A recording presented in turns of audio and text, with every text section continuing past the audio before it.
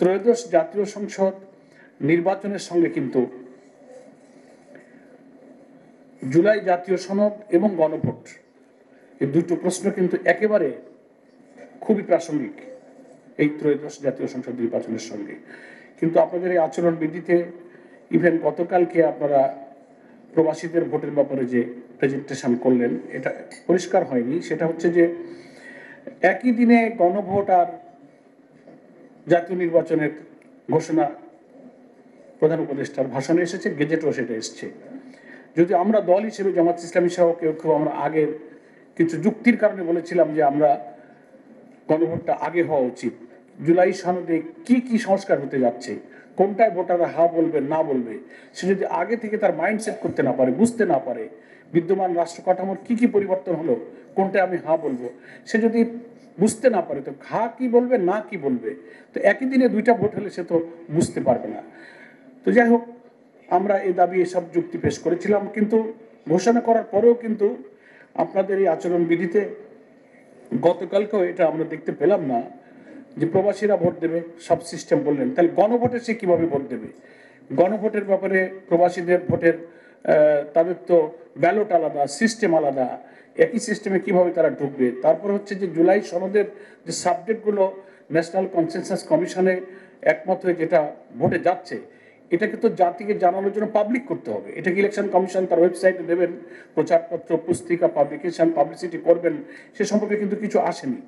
জনগণ যে যারা চাইবে তারা হা বলবে, তো তাকে তো বুঝতে হবে স্বল্প শিক্ষিত কম শিক্ষিত ভোটারকে এই জুলাই সনদটা কে ম্যাচিউর করবে, কে লার্নেট করবে, এটা একটা প্রশ্ন। এই দায়িত্বটা তো নির্বাচন কমিশনের আছে। নেক্সট হচ্ছে যে প্রবাসী ভোটের ক্ষেত্রে আমাদের প্রবাসের থেকে খবর আসছে এনআইডি অল্টারনেটিভ, যদি কোনো কারণে এনআইডি কোনো জটিলতায় সে এটা করতে না পারে, তাহলে তার পাসপোর্ট আছে। পাসপোর্ট একটা খুব গুরুত্বপূর্ণ ডকুমেন্টস একজন নাগরিকের জন্য।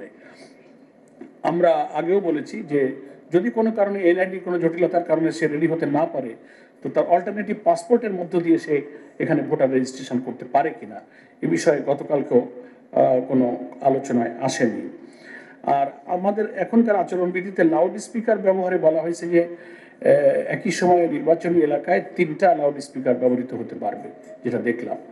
তো আপনারা জানেন এক একটা নির্বাচনী এলাকায় 15, 20, 21, 18, 16টা করে ইউনিয়ন আছে, বিরাট বিরাট নির্বাচনী এলাকা।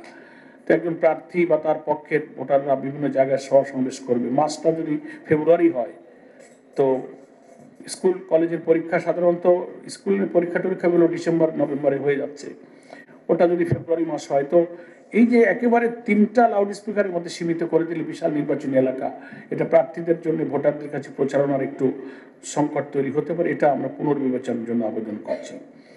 ভোটার লিস্টের ছবি, সহজে ভোটার লিস্ট আছে, সেই ছবিগুলি স্পষ্ট নয়, প্রিন্টিং এত স্পষ্ট যে চেহারা চেনা যায় না।